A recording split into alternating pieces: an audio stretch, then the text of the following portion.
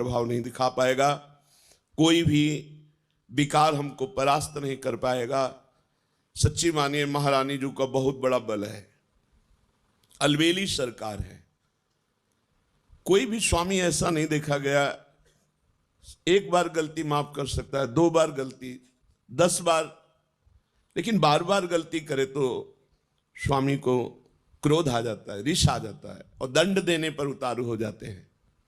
अब ये दंड से सुधरेगा, लेकिन हमारी महारानी जी ने कहूं न रिश कहूं भूल हूं न हो सके, तो बोले फिर महारानी जी तो दंड नहीं देंगी। लालजू बोले वो तो यों आधीन स्नेह विवश पी और कछु न सुहाई, वो तो प्रियाजू की भ्रकुटी की तरफ देखते रहते, इशारा क्या है बस, तो हम जीत गए।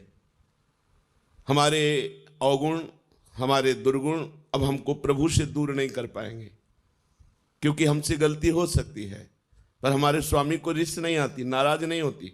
अवगुण करे समुद्र सम गनत न अपनो जान, सहज स्वभाव पर नवल किशोरी जी को मृदुता, दयालुता, कृपालुता की राशि है। ने कहूं न रिश्त कहूं, कभी नाराज नहीं होती, इतनी भूली। कान में श्री जी कह रही थी काहे को रोवे, तो आशीर्वाद चाहिए, मैं दे तो रही हूं आशीर्वाद काहे को रोवे, तो काहे को, क्या आशीर्वाद चाहिए बोल, मैं दे तो रही हूं। तो लाल जी ने कहा हम भी दे रहे ना दोनों बोले थे ना, वो कहते हम भी दे रहे ला। करुणा समुद्र श्री प्रभु यही है, ये वृंदावन उनका घर है, उनका महल है। हम लोगों को उन्होंने घसीटा है अपनी कृपा से, अब इतना घसीट के छोड़ देंगे क्या? नहीं नहीं, विश्वास करो, ऐसे ही गोद में खिलाना है, ऐसे ही दुलार करना है, यहां भी और शरीर छूटने के बाद भी। ये मन में आ जाना चाहिए, हमें श्री जी के पास जाना है। हमारे जीवन में एक उत्साह आ जाना, जिसे हम किसी अपने प्रियजन के घर जाना हो तो कैसा उत्साह रहता है। मुझे अमुक के जिनसे प्रेम है तो हमारा मन होता है ना कि हम उनके पास जाए। जैसे परदेश गया हुआ आदमी अपने घर में जाने के लिए कैसे तत्पर रहता है, ऐसे हमको दिन में कितनी बार याद आता है कि हमें प्रियाजू के पास जाना है, हमें अपने स्वामी जी के पास जाना है, हमें वृंदावन जाना है। बोले वृंदावन रहे तो अभी हम देख नहीं पा रहे ना, हमें वृंदावन जाना है, हमें प्रियाजू से मिलना है। बोले वृंदावन में रह रहे प्रियाजू की सेवा कर लो, नहीं मुझे वृंदावन जाना है। वो वृंदावन यही है पर हमें दिखाई नहीं दे रहा, हमें ईंट पत्थर का, हमें संसारिकता दिखाई दे रही। नए नक्षत्र दिखत नहीं, ये माया कर रूप नहीं। मुझे वृंदावन, मुझे प्रियाजू के अपने घर जाना है, हमारे घर के हैं, स्वामी हैं, सखा है, जीवन धन है। बस ये बातें अंदर चलने लगे, अंदर ये मनन चलने लगे, बस हमारी माया पर विजय प्राप्त करने वाली वृत्ति आ गई। हर समय इन्हीं का स्मरण बना रहे। इनको अपनापन बहुत प्यारा लगता है, इनको सिर्फ अपनापन की, ये मेरा जन है बस, और कोई नहीं इनके जैसा कृपालु। पक्का समझ लीजिए, इस जगत में गुणी का आदर है, अवगुणी को कोई नहीं स्वीकार करता। इस संसार में लायक को पूजा जाता है, नालायक को ठोकर लगाई जाती है। लेकिन श्री जी का दरबार ऐसा है जहां लायक को रोक दिया जाता है और नालायक को पास कर दिया जाता है। पक्की हमारी बात मान लेना, हृदय की बात कह रहा हूं।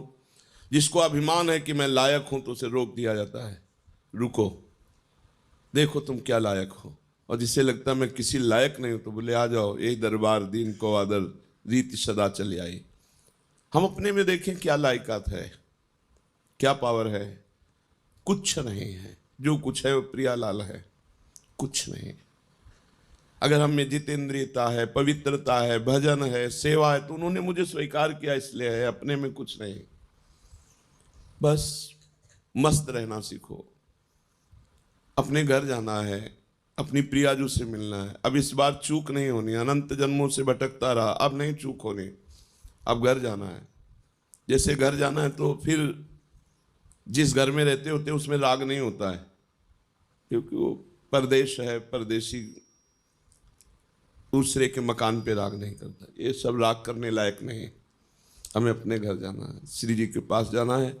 जब तक हैं तब तक उनकी प्रगट सेवा में, उनकी आज्ञा के अनुसार जीवन बिताने की चेष्टा करते हैं, मगर हमारा लक्ष्य हमें श्री जी के पास जाना है। बस अंदर इतनी ठान लो, बस जिस दिन श्री जी से अपनापन हो गया, बाजी जीत गए, माया पर विजय प्राप्त कर ली, कुछ नहीं देखती श्री जी, कुछ नहीं देखती, बस अपनापन देखती है। और हम श्री जी को अपनापन नहीं दे पाते, बस इतनी बात है।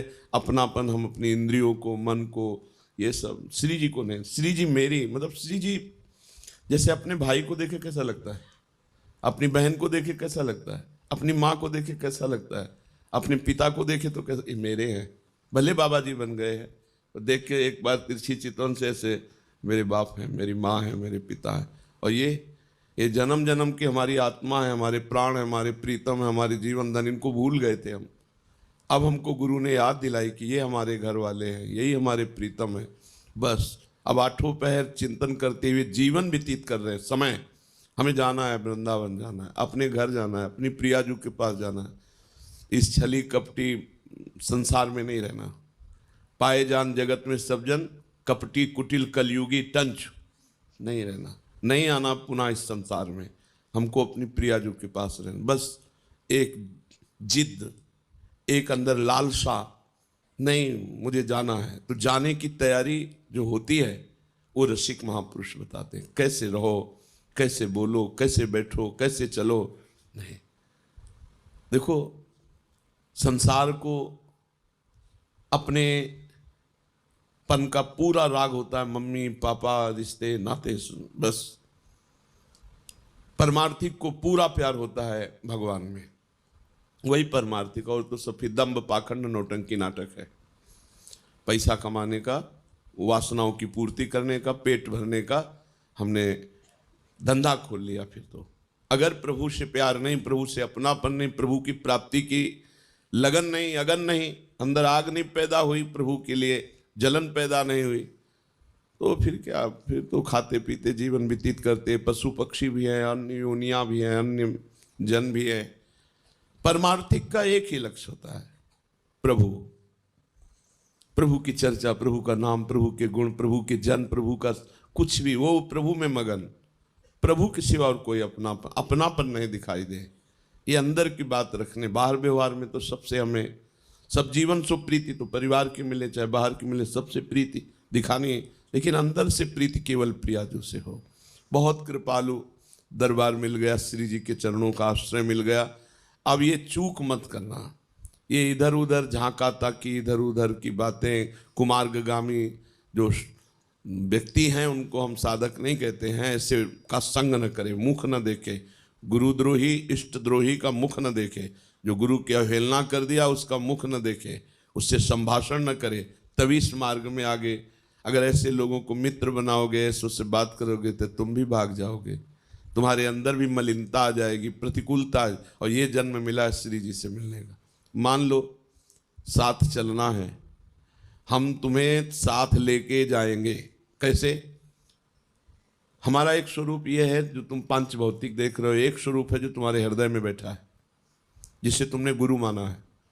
वो तुम्हें जीवन मुक्त बना के लेके ही जाएगा, वो नहीं जाएगा कहीं। ये स्वरूप तो ढनक सकता है आज भी, कल भी, कभी भी, लेकिन जो तुमने गुरु माना तुम्हारे हृदय में है जो भाव, वो भाव रूपी गुरु तुम्हें महाभाव में पहुंचा कर ले ही ले जाएगा। ये हमने बड़े महापुरुषों से, श्री एकनाथ जी महाराज अपनी भागवत में कहते हैं कि जिसने भाव से गुरु बना लिया तो गुरु का बाह्य शरीर तो पंचभौतिक है, वो तो क्षीण हो जाएगा, लेकिन गुरु का भाव दे शिष्य को जीवन मुक्त बना के ही मुक्त होगा, चाहे जितने जन्म लगे। अब तो नजदीक आ चुके हो, जन्म की तो कोई बात ही नहीं रह गई, क्योंकि धाम में यहाँ वास कर रहे हैं, प्रियाजू के नजदीक हर समय उनकी परिचर्या में। अब तो हमें जाना ही प्रिया, बस आपको ठान लेना है मुझे प्रियाजू के पास जाना है।